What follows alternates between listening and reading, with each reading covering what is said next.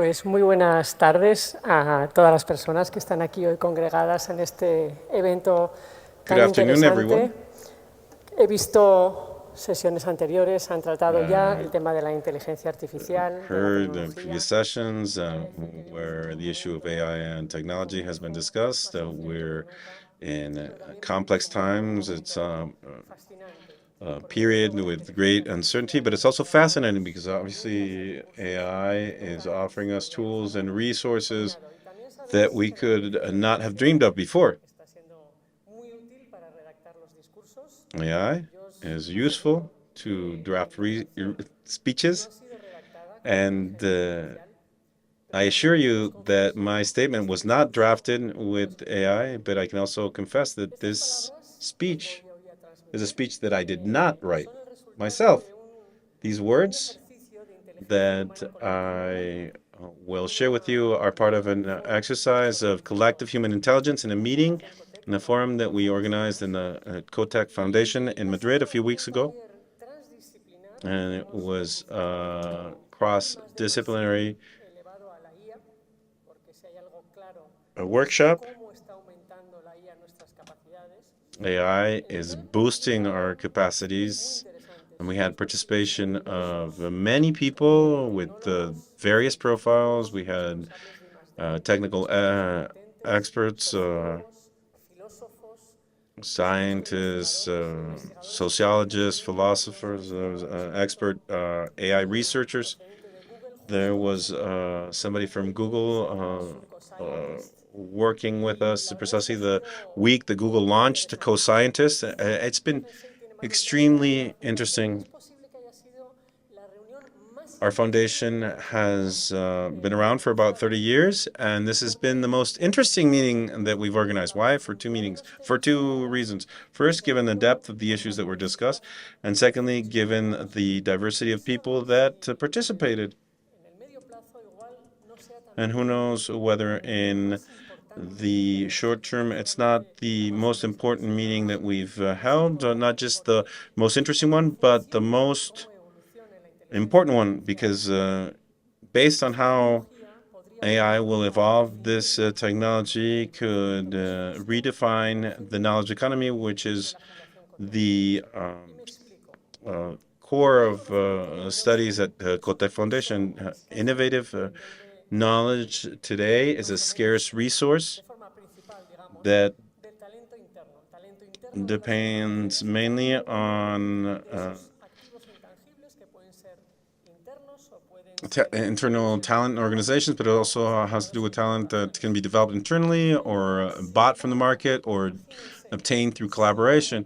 But if AI could generate this knowledge, if AI could generate knowledge in an automatic, fast, and on-demand way, then the rules of the game would change forever.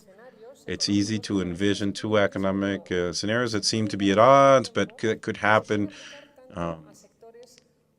simultaneously, and they could apply to sectors and geographies. If we think that this AI, which we will call autonomous AI, becomes a commodity like internet, its generalized use could democratize discoveries and inventions. But it would do it to a point that the competitive advantage of promoters, scientists, and researchers, that competitive advantage would be residual. And there would be minimum incentives to safeguard results via IP protection. We have asked some economists through the debate and beyond, and economists can't find an agreement. They cannot reach an agreement on the consequences of that exponential growth of competition as a result of synthetic innovations that would come from AI. I initially started working in biotech, where IPR protection was ultimately one of the objectives we pursued. And now that I'm working with this group, I have to say that there are some parallels between this hypothetical future and the situation that is already happening in the field of artistic creation. And as a matter of fact, cultural industries are already having to grapple with these dilemmas related to IPR, that are similar to what would be posed by this universal capacity of developing an innovative knowledge. And in many cases, the debate has concluded in terms of copyright. With massive training of these models, it's very difficult to circumscribe inspiration and separate it from copy. It's very difficult to resolve that dilemma. And if we go to the opposite side, thinking about this debate among economists, instead of having a massive use of AI falls under control of some few players, countries, territories. I would imagine economies where it's not science, but the data that feeds into the science, the data that drive that scientific research produced by humans or AI. If you don't have access to those data, then that science would not make a difference. Or perhaps you could have economic models where other skills, productive skills, logistical skills, brand management, where you trust a brand regardless of how knowledge was created behind those brands and behind the brand's products and services. Under that scenario, the capacity to create or research would not set you apart. At both extremes, we would be looking at the end of the knowledge economy as we understand it today. But how likely is it that this autonomous AI would supersede human knowledge and talent? That was the question in the workshop, and we quickly discovered how wrong we were in posing the question thusly. Why? Because AI cannot be autonomous in the epistemological sense of the term. It need not be, in fact, to create these major disruptions in the innovation and R&D space. From a knowledge perspective, we can't discuss autonomy in an agent such as AI that has no judgment or reference in the world. We can't attribute intention to a large language model. We can't assume it to represent reality in any way. As a matter of fact, generative intelligence are wrong. They don't hallucinate. We often hear that there's a hallucination. They can't hallucinate. They cannot hallucinate because hallucination is to perceive something as real when it's not.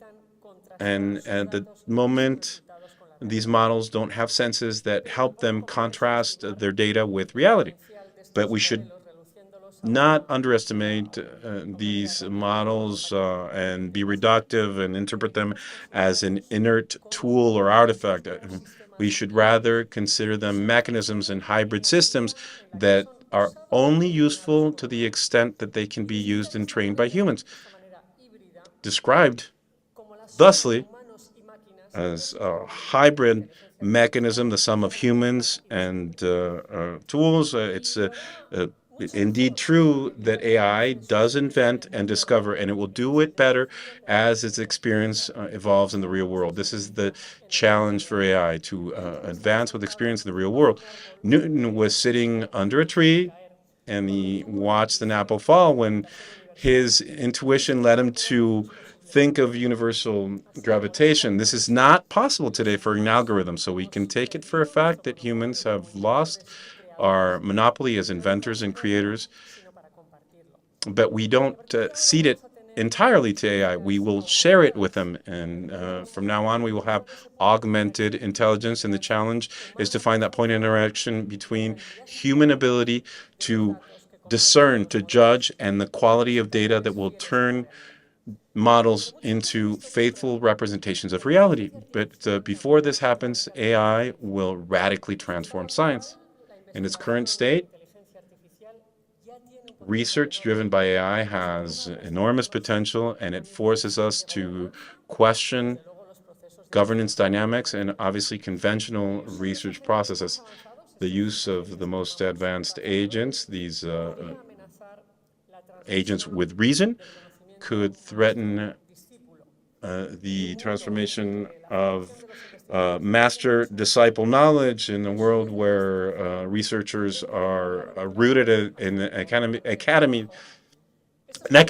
and the fact that you need people undertaking research. These agents can make the work of PhDs easier. So why lose time or waste time training PhDs when you can apply a model? I remember I was discussing this with young researchers, and there was a simple example. The younger scientists or the younger scholars are more comfortable engaging with AI. And one of them said, I engage with the AI 5-6 hours a day, and this is a difference from what my bosses or my seniors do who don't use AI anymore. So we don't know what was going to happen with this master disciple relationship, but it will be different. We can also wonder what will happen when most papers are drafted by AI. Thus far, the scientists had a great incentive in publishing to improve their resumes and their curriculum. Those of us who have been in this field know that most publications are science that isn't cited, and the vast majority of these publications of this literature is not used again, but that's accepted as a minor downside. But that's part of the dynamics of scientific research, because it's difficult to predict where the next leap will come from. But this will be changed by synthetic agents. We can now generate text, songs, and images that were created by more mediocre creators. What is worrisome is that we will find it impossible to distinguish human creators from algorithms. On the same lines, thinking about contemporary science is whether AI will change the bias against negative results. Will science finally be capable of publishing these roads that go the wrong way, help us try things that have led to failure but lead to knowledge? AI can test infinite hypotheses and share the ones that are erroneous without feeling affected in terms of its prestige or reputation or scholarly levels. Paraphrasing Edison, creation is 1% inspiration and 99% hard work, things that get your shirt wet. And in many cases, AI will help us change these processes radically. One of the people responsible or who participated in on this forum, the global responsible for ArcelorMittal, they said that they had developed a new iron with AI, and it took them 43 days to do something that would have taken 3 years otherwise. They did this with private resources. If they had done this with public support, it would have taken at least 6 months to a year in the administrative process of requesting and obtaining the support. And it's unsustainable that the bottleneck is not part of science itself, but it's in science management. That's another item to consider. And even though AI will shorten the time that researchers will take in drafting their memoirs, and the full model needs to be reconsidered when we talk about innovation and tech sovereignty. Bureaucracy doesn't just slow down our work, it blocks it, because being late sometimes is tantamount to not getting there. And in terms of public policy, it means being wasteful with public funds. During that session, we also heard that applied to biology, AI is helping us read and replicate our biological language and to design original sequences that are not existent in nature. Susana Vasquez, a Mexican biologist, designed proteins that were capable of neutralizing a cobra's poison, venom. And it was proven later with animals that they work perfectly. And this is a revolution in terms of searching active molecules, but it also reduces the competitive advantages of territories like Latin America and the Caribbean that bet on biodiversity as a source of wealth, because it doesn't require a predicate perspective element in the natural environment, because evolution can be accelerated in a lab.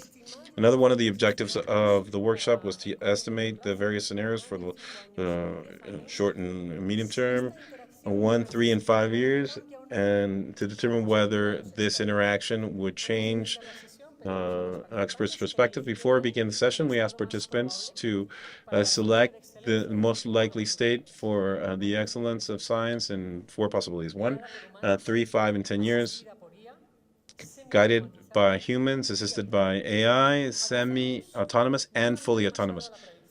By 10 years, the prediction didn't change too much. Before and after, the workshop said about 40% of participants thought it was highly likely that science will reach the maximum level, the autonomous level.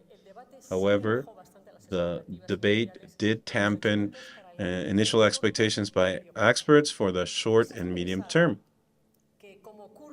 And this leads us to think that just as it happens in other socio-technical processes, rate of speed does not have a bearing on where we are. Recently, Elon Musk, or 5 years ago, Elon Musk said that if 5 years from then, all cars would be autonomous. He was wrong. So technology is always ahead of our ability to adapt to it, and the interests among groups trying to implement this, and the culture that we have for implementation is what ultimately sets the difference. The meeting in Madrid was also a great example of what Michael Polanyi deemed tacit knowledge. This Hungarian philosopher was a pioneer in speculating differences between the human mind and computers. This is back in the 20th century. And he proposed to distinguish explicit knowledge, which can be codified and articulated, from tacit knowledge, which is more personal. It's more difficult to formalize. And his concept is summarized and the fact that humans know more than we can express, and artificial systems are dumber than they seem. So, dear friends, I'm now winding down, but let us not forget that humans, in addition to neurons, have hormones. And the process of exploration and application of knowledge, which we have dubbed innovation and which explains the success of our species, is reliant on thinking and on the activation of hormonal circuits of reward, which are the ones that inspire us and stimulate us to continue. Antonio Damasio talks about Descartes' mistake with a case that explains this link between passion and emotions. He talks about Eliot, a very capable patient. He had a tumor he was operated on, and this damaged his prefrontal cortex, and that's the part of the brain that links emotion and reasoning. And what happened? He had preserved his intellectual capacity perfectly, but he wasn't able to decide on things as simple as picking a pen to write with. So this state of chronic indecision shown that very obvious minor things took him hours to decide on, and it had to do, and it was the result, I'm sorry, of a minor damage to the area of our brain that connects reason and emotion. And this shows that emotions are not an obstacle to reason, but they are an essential component that guides and prioritizes our selection process. So that's why it's possible that AI, which has read everything but hasn't lived anything, that doesn't feel anything, would require our assessment, our judgment in the end. So let us hold that idea. Today, they require our ultimate review and judgment. But whether it does or not, we need to always oversee AI to ensure that its objectives are aligned with general well-being. We need to embrace technology. We don't have a choice. We need to embrace AI. We need to train our people to ensure that they know how to use it. Otherwise, there will be a chasm between those that use AI and those that don't. But undoubtedly, we need to leverage events such as these where people are together, united, and come together based on a common interest. Because if we don't do it this way, in a hybrid way, this is the knowledge that is emerging. We need to embrace technology. We need to have a hybrid approach, but with a lot of human contact so that we can learn about each other's experience in real time. That will be the only way to walk together and thereby go far.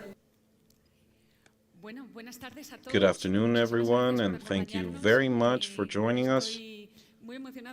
I'm very excited to have this opportunity to discuss such a relevant current topic. It's a topic that raises a number of concerns, many discussed by Cristina just now, but it also encourages us to dream and to aspire to a different future.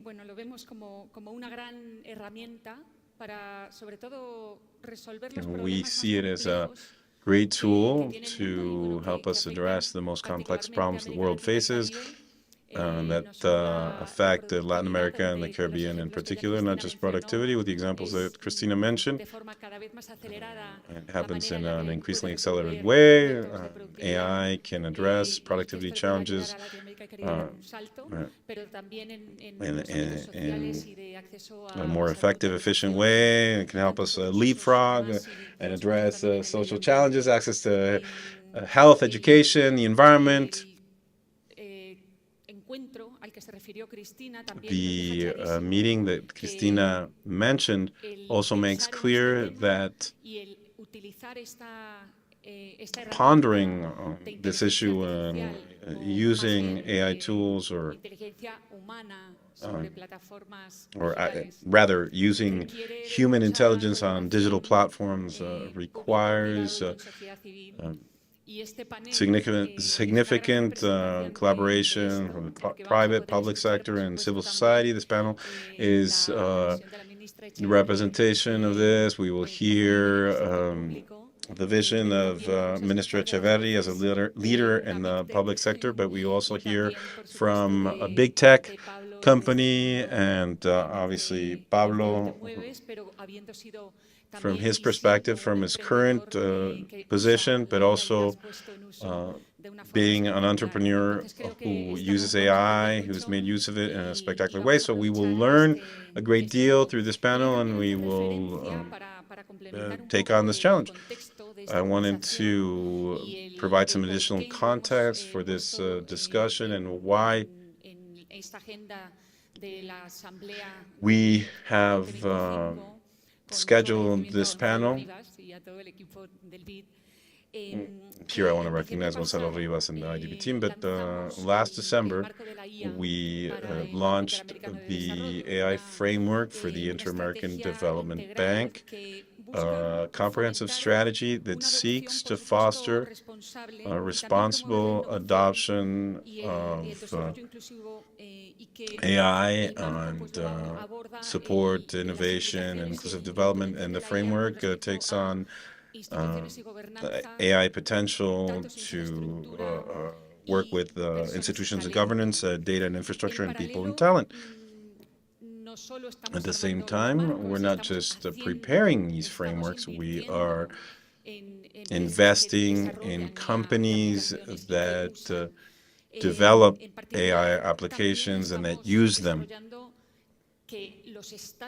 We're also working on ensuring that the best standards are implemented, and we are doing this through the Fair Lack initiative, which is aligned with the OECD principles and allows companies, governments, and startups to have a practical way of understanding the repercussions of their algorithmic models vis-a-vis society and systems and solutions, and to work to improve it in all these areas so that the application of AI is indeed something that benefits society at large. At IDB, we've developed LATAM GPT, the first open LLM created for Latin America and the Caribbean by Senia, financed by Bit Ciencias, making IDB publications available to train an inclusive and effective AI for the region. So these are a few examples that prove that achieving this objective requires joint efforts, collaboration, concrete initiatives, and once again,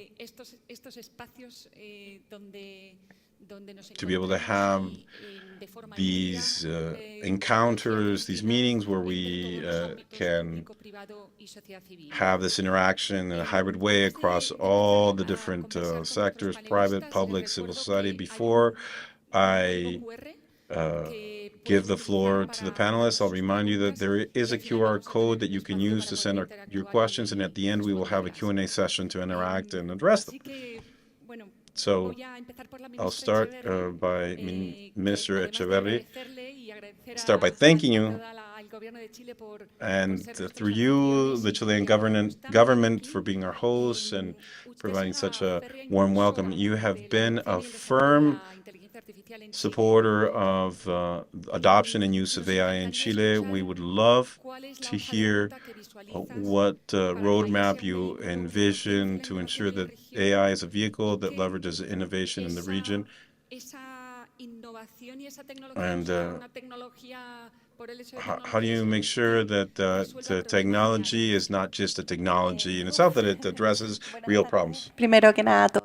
Good afternoon. First of all, thank you for the invitation. It's a pleasure to be here with the rest of the panel. It's hard to know where to start in answering your question. Maybe I should start by telling you what it's been like working with the countries of Latin America, because I do believe that over the last year and a half or 2 years, we have gone through a learning process, and that has enabled us to develop a roadmap. And I think the process was as important as the result. Those of us who've lived and worked in Latin America know that it's not always easy to coordinate with our neighbors. And when it comes to science and technology, it's more common for our entrepreneurs, our scientists to collaborate with Europe or the US rather than with other Latin American countries. So we began to work with the countries of Latin America and the Caribbean in the context of AI. And we did so with some reluctance, but we said, let's try it and see what happens. But we really did not have great expectations. The meeting took place in Santiago in 2023, and I think it was instrumental for what came after, because it broached work on policies having to do with AI. And I say policy because it's not just looking at AI as a tool, but rather how can it become an accelerator of development in our countries, and also how it does that without jeopardizing or threatening our cosmovision. And it's not just about language, it's about our history, our geography, our culture, how we interact with each other, which is unique. And all of that has to be factored into how we develop it. So the Declaration of Santiago laid out a common vision, and that made it possible for us to engage in an exercise which changed things. We have been holding monthly meetings. We had a meeting in Montevideo last year. This year it will be in the Dominican Republic. And what has happened along the way is that starting with that key component, that common perspective, very clear lines of work have emerged. Someone mentioned ChatGPT. It's harder to be more concrete than that, but we wagered on having a Latin American model, also relying on organizations to trust us and to be willing to put in their data, and to have organizations like the IDB and others providing financing was made a difference. And we'll see what comes next year, but it's an example of how you can translate things into a specific vision. When it comes to computational capacity, things are happening. We're working in the countries. We're working on shared models. And I think that is what strengthens our collaboration, which came out of this shared vision. So to answer your question, how do we see the roadmap? It's a roadmap where the components, and we know what they are, we don't need to reinvent the wheel. We need talent, we need infrastructure, we need researchers. So that is what countries are investing in. That is what we're collaborating on. And we envisage developing and implementing the guideline that in a way that is Latin American and does reflect our realities. Thank you very much. Edgardo, now having heard this, I'd like to ask you to share your perspective based on your own experience with Google. We worked together a year ago, and we had a digital skills and talent course targeted at improving the capacity of exporting MSMEs in this domain. We've seen that the adoption of this guideline by MSMEs is not an easy thing to achieve. So we also had a course on the economics of data to share information about data usage with the companies. And it is a long road, and we'd like to ask you to tell us how you think a sector as important for the Latin American Caribbean economy, in other words, MSMEs, can effectively integrate and adopt this technology despite the existing constraints. And what are the constraints, and how can we overcome them? Thank you very much. I'm delighted to be here. I feel that I'm turning my back to you when I look over here, but I'll do my best to answer the question. Clearly, the MSMEs are a driver for our economies, and we need to harness technology. We need to help MSMEs acquire the skills they need, not only to work within their markets, but also externally. And that is why we are offering courses that is aimed at providing MSMEs with these skills. We want to take them to another level, but technology alone cannot do that. We need to train them. We need to bring people together. We need to build trust and have them believe that technology is there to empower them, not to replace them. The doom and gloom message is that technology is going to replace humans. But what we want to do is to equip people with the means to make a better use of technology. and use technology to automate burdensome taxes. We have some SMEs lacking data systems, and they need information. How, for example, in order to schedule their contacts with clients, they can use these tools to do this. MSMEs are more focused on the client, on being out in the streets, connecting with people, and sometimes they have 6 or 7 different hats, different roles. Pablo, you know this firsthand. You're a manager, a programmer, you're in charge of financing, of human resources. And all of those tasks are very important to enable the MSMEs focus on what is important for them in order to work to achieve their objectives, their reason they were created, and that's what we want to do, or help them do. A few months ago, we announced a grant of $750 million that is aimed at doing this and to train more than 65,000 people working for MSMEs and working for the public sector. Not just so that they can find out about AI solutions, rather to have them adopt and learn to use these technologies to do the work they need to do. So that is our purpose. And that is why we want to use technology to solve real problems. It's not just technology for the sake of technology. You mentioned an important word, and it's trust, and I'd like to come back to that later, if I may. Pablo, one of the strategic initiatives that is part of Chile's current public policy is boosting science and technology-based entrepreneurship and the ecosystem that makes it possible for it to grow in a way that is sustaining and also addresses social challenges.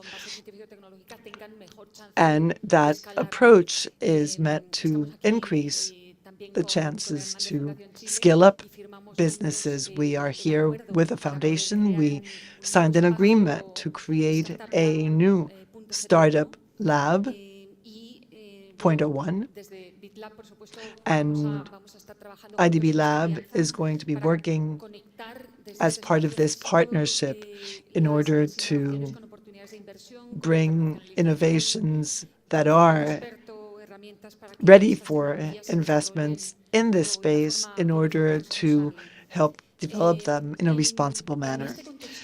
Now, in this context and with this great opportunity we have in this new phase of collaboration here in Chile, how do you think the guidelines can help companies to validate what they're doing and consolidate their efforts and grow as fast as the examples Cristina showed us a while ago? We'd like to hear your thoughts on this. Thank you for the question. I would say that businesses can use AI to make their processes more efficient. In the case of science and technology-based businesses, it's even more important because AI makes it possible to create industries, not just generate impact or improve productivity. I came back from a meeting in California where there were several companies that were developing genomes that do not currently exist, to create organisms that don't yet exist. They're using AI to see how this would impact drugs and using models so that don't have to be clinical models as we develop these pharmaceutical products. So I think that this type of approach makes it possible to generate productivity. Also, it pushes the frontier of knowledge. AI is happening with another great revolution, which is biotechnology. So they're happening in tandem. So we're at the frontier of creating new industries and new enterprises. So these companies need new knowledge, and that is what enables them to use their business model to scale up and achieve the impact they need. But since new data are being generated and they're the property of the companies, they can then use them with AI to generate completely different solutions. This has two consequences. It creates new industries, and also it makes it possible for them to challenge companies that are not as efficient, and you're able to displace them, and the companies are able to have greater market share. So it is a tool that enables them to better position themselves and to take market share away from established companies that are not doing what startups are doing in Chile. About 40% of new jobs come from these companies, and many of them have a technology or scientific base. So I do think this has an economic impact for companies rather. It increases productivity and efficiency, etc. But it also has another impact, which is it creates jobs, skilled jobs. So use knowledge to adapt AI, to develop new types of AI, and also to generate knowledge. And that new knowledge is going to be the driver of new models. So I think that this is a virtuous convergence, and we're seeing many companies that have been able to position themselves globally using a combination of new knowledge and their own metadata to generate new tools. I think everybody knows this, but what you just said, how to push that frontier and create new markets, and also take that scientific knowledge to markets. Pablo, as co-founder of Notco, is practicing what he preaches. So before we go back to Minister Echeverri, I'd like to ask you to give us one example of something that you find exciting. What would be a new market for you? Everything having to do with pharmacology.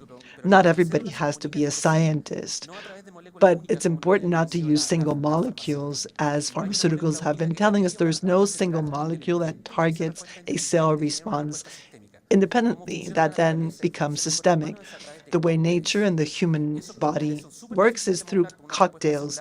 They're hard to copy because we have a response that is protein-driven. And now, using AI models, we're changing the practice. We're going to be generating a comprehensive response from the organism with very few side effects. And that is going to make for a better patient response to medication. So pharmacology is undergoing drastic changes, and some of those who develop single molecules are the main opponents of this concept. Also, there's another process which I'm very excited by. It's to model a human being with all her metabolic reactions and use that to test in silico drugs without having to go through clinical trials and without having to take 10 years to develop a new drug or a medication for a virus, for example. And that needs hard science, it needs data, and it's going to radically change how the industry works. Well, if we needed some inspiration, I think that we have just heard a very good example. So we've heard how SMEs can position themselves when it comes to science and technology. But I'd like to ask Minister Echeverri, what happens in the public sector once the AI law is in place? What can we expect?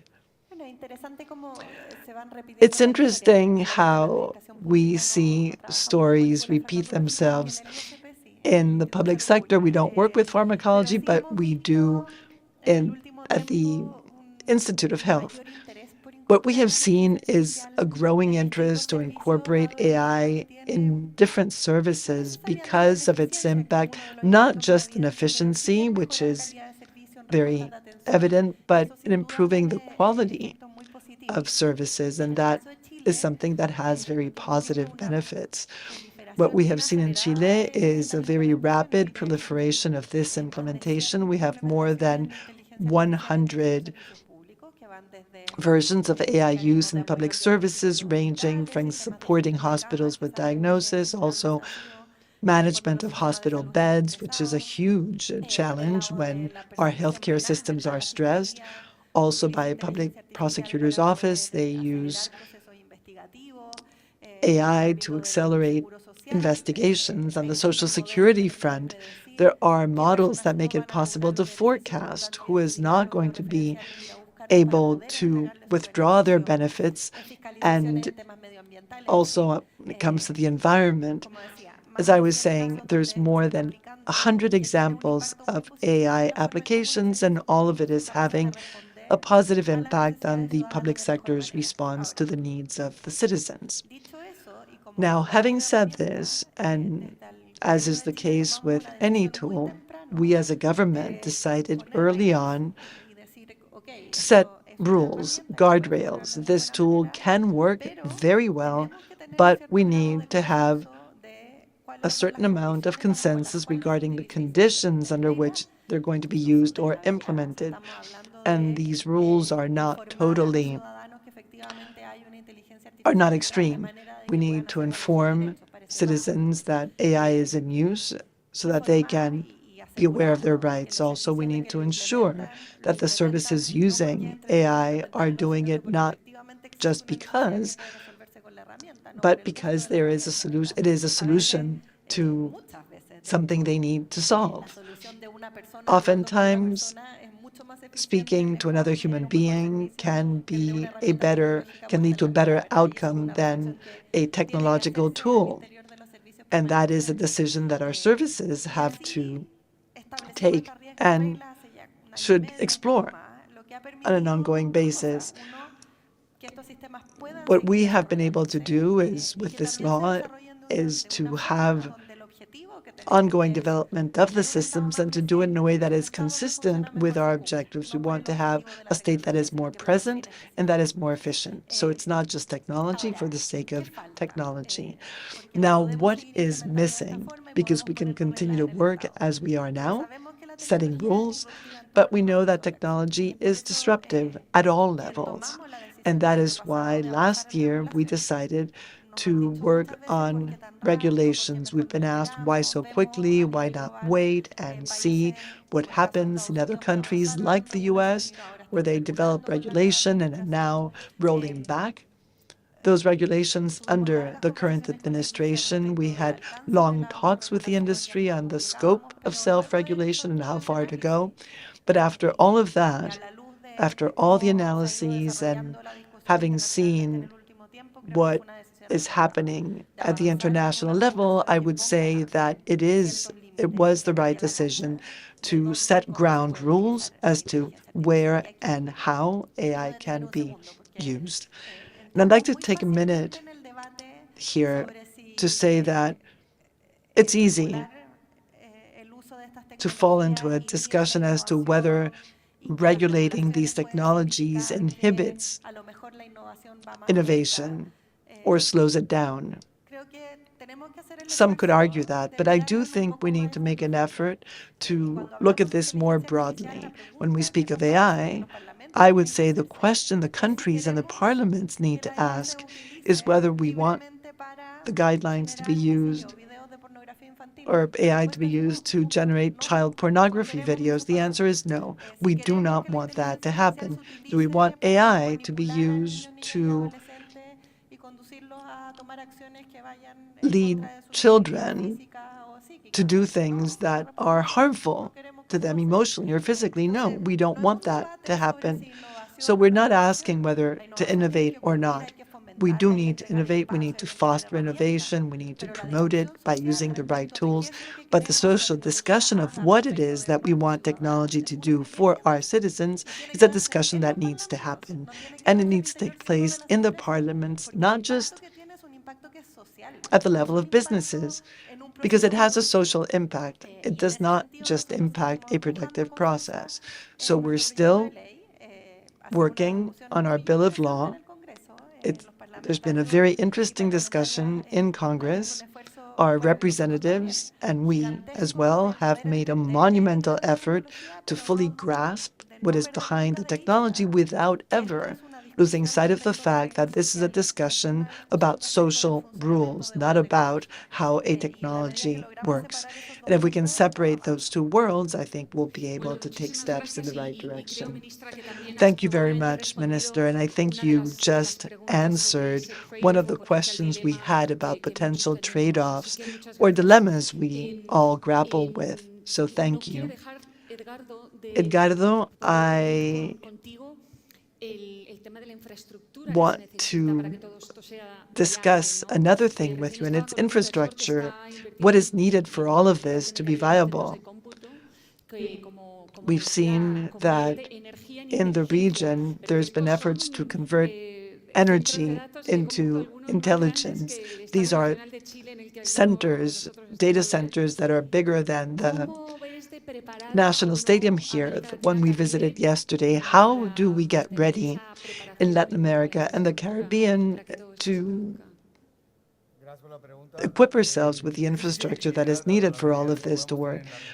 It's hard to answer that because we have different circumstances in different countries of the region. But as a point of reference, I'd like to mention the Artificial Intelligence Index as a starting point. It is a way to bring countries in and look at how they compare.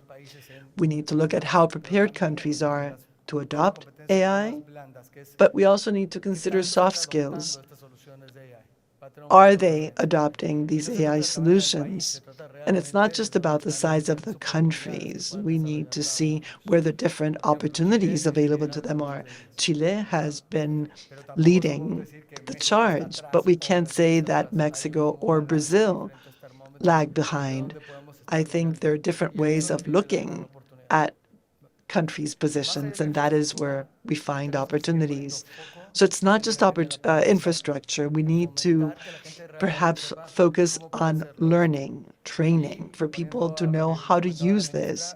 And as the minister was saying, bringing in academia, of course, the governments, and also the private sector. So we need to be more prepared for a better future, and technology should not be something that so technology is used to empower human beings, not to replace them. Thank you. We'll be looking for information about that index. We already have numbers for 2023 and 2024, so I would invite you to check it out. The best rank or the top of the list in 2024, Chile is #1 on the list based on the index. We have 5 minutes left. We have received some questions from the audience. So I will come back to you, Pablo, and also we'll go back to Cristina, because the questions have to do with the challenges in the realm of intellectual property, which you mentioned, and how do we generate the right incentives for some industries like AV so that they can continue to develop. Maybe you could elaborate on the point you made in your presentation and tie this in with what Pablo was saying.